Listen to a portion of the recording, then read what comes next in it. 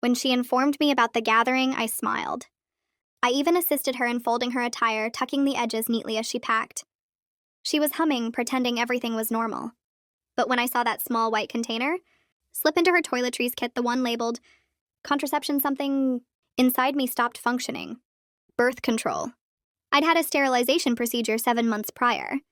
She was there holding my hand in the clinic, telling me it was for us. So tell me, why would she still require them? I didn't inquire.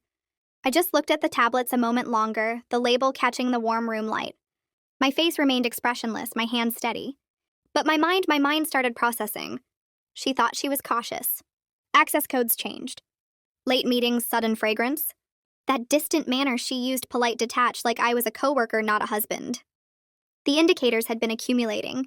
Small but acute, and I had disregarded them all because affection makes fools of men who want to believe. But that container, that was her error. That night when she went to bathe, I opened her luggage again, quietly, efficiently. I located the pills and substituted them with capsules that looked identical, harmless in appearance, deadly in consequence. A strong purge-inducing agent, rapid-acting, merciless in all the ways I needed it to be.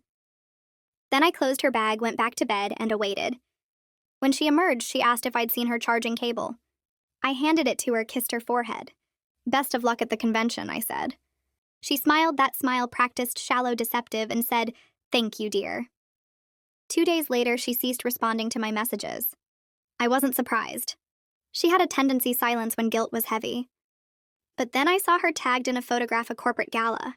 She was there, in a deep red dress, surrounded by her peers holding a glass of wine, and the comments, "Poor dear, hope you are recuperating."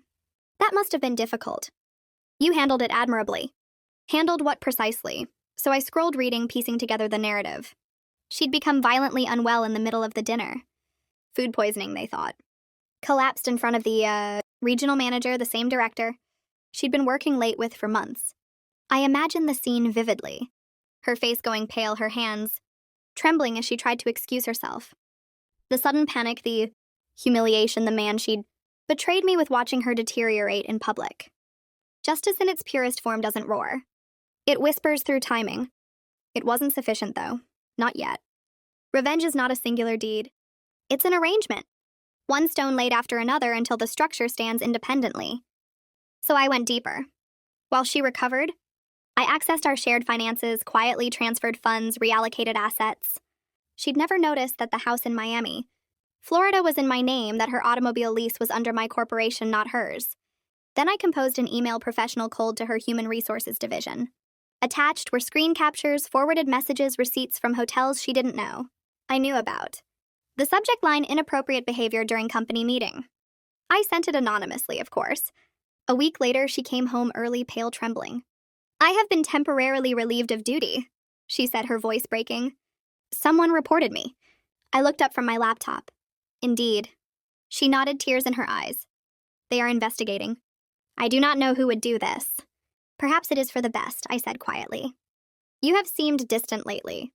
She gazed at me like she was seeking something. Guilt, pity, anything she could grasp. But I had none left to offer. I didn't tell her I had already filed for divorce, or that the attorney she thought was hers actually answered to mine. She didn't know the house she'd pleaded to decorate would remain mine, or that every credit card in her name was now inactive. She thought she was clever. Myra underestimated how calm a betrayed man can be. When people express rage, they make misjudgments.